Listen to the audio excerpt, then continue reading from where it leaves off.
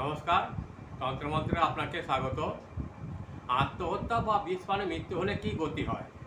একদা পক্ষীরাজ গরুড় বৈকুণ্ঠে ভগবান শ্রীহরিকে মানুষের মৃত্যু পরবর্তী গতি নিয়ে প্রশ্ন করেছিলেন। এক পর্যায়ে তিনি কম্পিত কণ্ঠে জিজ্ঞাসা করলেন, হে জনার্দন, জগতে কেউ বার্ধক্যে মারা যায়, কেউ বা রোগে তাদের আত্মার সদ্গতি হয়, কিন্তু যারা ক্রোধে, লোভে বা ভয়ে গলায় দড়ি বিষপান, অগ্নিদগ্ধ হয়ে বা অস্ত্রের আঘাতে স্বেচ্ছায় নিজের প্রাণনাশ করে, সেই সব আত্মঘাতীর মৃত্যুর পর কী গতি হয়?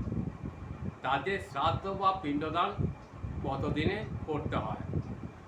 ভগবান বিষ্ণু তখন গম্ভীর কণ্ঠে উত্তর দিলেন। তিনি বললেন, আত্মহত্যার মৃত্যু হলো অপমৃত্যু। এদের বিচার বা গতি সাধারণ মানুষের মতো হয় না। আত্মহত্যার পর কি ঘটে? পরিণতি ও পেটজনি। ভগবান বিষ্ণু গরুড়কে বললেন, প্রতিটি জীবের আয়ু বিধাতা নির্দিষ্ট করে দিয়েছেন।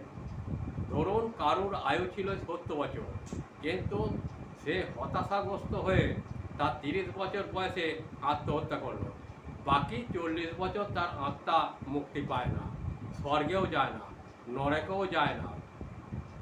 সে পেট বা পিশাচ হয়ে মর্তলোকে ও পরলোকে মাঝখানে শূন্যস্থানে অন্তরিকে আটকে থাকে।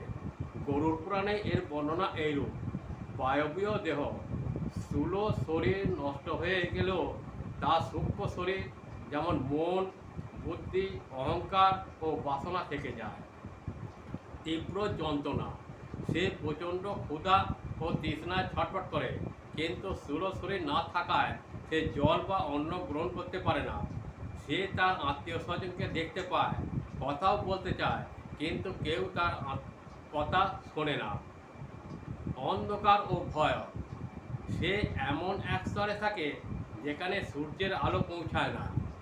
মৃত্যুর সময় সে যে কষ্ট পেয়েছিল, যেমন শ্বাসরোধের কষ্ট বা বিষের জ্বালা, প্রেত অবস্থা সে প্রতিনিয়ত সেই একই কষ্ট অনুভব করতে থাকে। যারা বিষপান, রজ্জু বা দড়ি বা অস্ত্রের দ্বারা আত্মহত্যা করে, তারা পেটগতি প্রাপ্ত হয়। তাদের উদ্দেশ্যে সাধারণ তর্ক বা শ্রাদ্ধ করলে কোনো ফল লাভ হয় না, কারণ তারা তা গ্রহণ করতে পারে না। শ্রাদ্ধ বা পিণ্ডদানের নিয়ম কতদিনের? এটি সাধারণত মৃত্যুর শ্রাদ্ধ থেকে ভিন্ন। গরুড় পুরাণ ও স্মৃতি শাস্ত্রের নিয়মগুলো এইরূপ। সাধারণ শ্রাদ্ধ নিষিদ্ধ। আত্মহত্যাকারীর জন্যে সাধারণ অসৌচ পালন বা সাধারণ শ্রাদ্ধ, যা সাধারণত 10 বা 11 দিনে হয়, কারণ সে পাপী এবং অশৌচি অবস্থায় থাকে। সাধারণত পিণ্ড বা জল সে গ্রহণ করতে পারে না। অশৌচকাল, কোনো শাস্ত্রের মতে আত্মহত্যাকারীর জন্যে কোনো অশৌচ নাই। আবার কোনো মতে 3 দিনে অশৌচ পালন করার কথা বলা হয়েছে। তবে মুক্তির উপায়, পরিবারের লোকেরা যদি সেই অভিশপ্ত আত্মার মুক্তি চায়, তবে সাধারণ শ্রাদ্ধের বদলে বিশেষ প্রায়শ্চিত্ত করা দরকার। তাকে বলা হয় নারায়ণ বলি। আত্মহত্যাকারী মুক্তির একমাত্র উপায় হলো নারায়ণ বলি নামক যজ্ঞ। এটি সাধারণত শ্রাদ্ধ নয়, এটি এক প্রকার বিষ্ণু পুজো।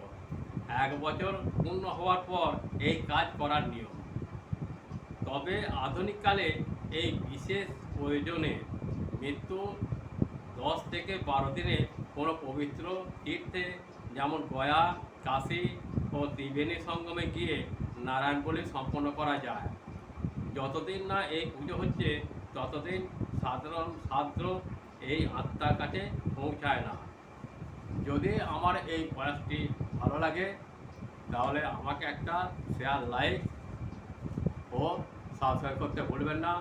যারা আমাকে সাবস্ক্রাইব করেছেন, তাদের উদ্দেশ্যে জানাই আন্তরিক অভিনন্দন ও বড়দের প্রণাম। এইভাবেই আমার পাশে থেকে আমাকে সাহায্যের হাত বাড়িয়ে দিন। নমস্কার, ভালো থাকবেন, ভালো রাখবেন।